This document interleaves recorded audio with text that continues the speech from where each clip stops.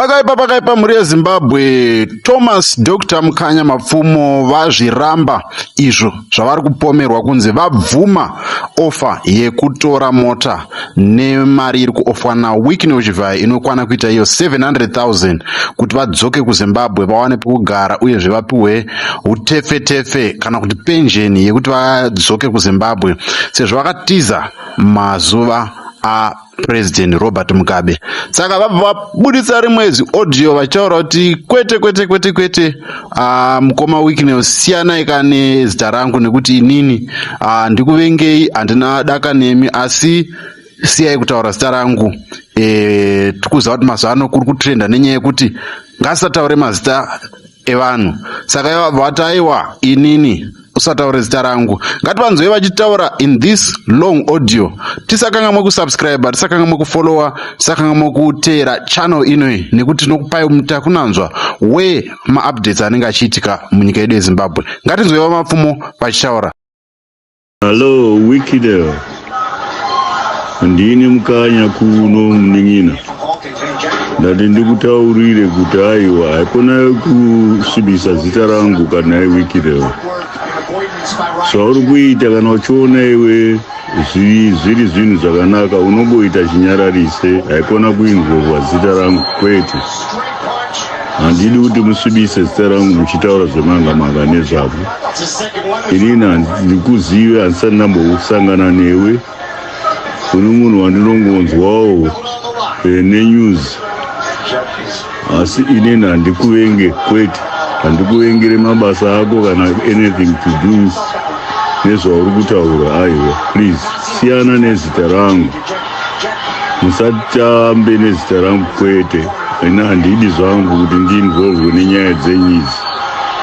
Kana dziri nyaya dzenyu itirai ikoko kwamuri ikoko, musameshedze zita rangu kwete. Handidi kutukana newe Wickney.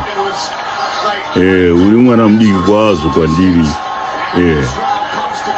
Ndine makore akawanda, ndakuma 78 years zvinezvi. Saka kuti nditukane nemwana anenge iwewe handidi zvangu. Asi ndiri kukumbirisa kuti Wickney dai wasiyana nezita rangu, usataure nezita rangu kwete. Ndinonzwa kuti unofarira mumhanzi yangu, tongogumira ipapo, usataure zvimwe zvakawanda kwete. Hatiregei kutaura zvakawanda, musasvibise zita rangu kwete Wickney. Ini handidi kutukana newe kwete, and handikushore nezvauri kuita. Kana uchiona iwe zviri right, that's okay. Handipokane nezvauri kuita ini kwete. Asi ndatisiyana nezita rangu. Handidi kuti mungotaura zita rangu pese pese. I don't want to be involved nenyaya dzenyu idzi. Please, ndapota hangu. Mandiregererawo, masiyana nezita rangu Wickney. Ina handikuzive, ndinongonzwa uchitaurwa zita rako. Handisati ndambosangana newe, handisati ndambokuona. Saka ngatigumire ipapo Wickney, undinyara, usataure zita rangu kwete. Handidi zvangu kuti ndiwe involved nenyaya dzenyu idzi. Aiwa, siyanai neni. Zvandiri ndo zvandiri. Saka ndinokumbirisa Wickney, mwana wamai, kuti dai wasiyana nezita rangu. Handidi zvangu. Zvese zvaunonzanzi Wickney wonzi Thomas Mapfumo, ena handidi zvangu zvinhu zvakadaro izvi. Handina zvandakakuitira ini, handina zvandakakutadzira kwete Wickney. Kana uri munhu unzwisisa mwana wamai, ndoda kuti usiyane nezita rangu. Handidi kuti I don't want to be involved nenyaya dzenyu idzi kwete. Siyanai neni, tisiyei ndakadaro.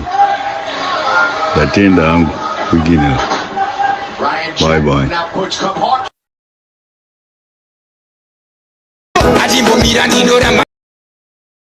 Mubvunzo wave kuti vana veZimbabwe munotowo kudini mashoko aWicknell nemashoko akataurwa naMukanya. Munofungidzira here kuti Mukanya vachatora mota iyi vobva vadzoka kuno kuZimbabwe kana kuti vachapiwa mota yechinyararire? Ndezvipi zvamunofunga kuti zvingaitike panyaya yaMukanya naSeWicknell Chivhayo? Ngatisanganei pamavhidhiyo anoteera. Tini wenyu JC kuzukuru waVadyegora mwana kwaMutero.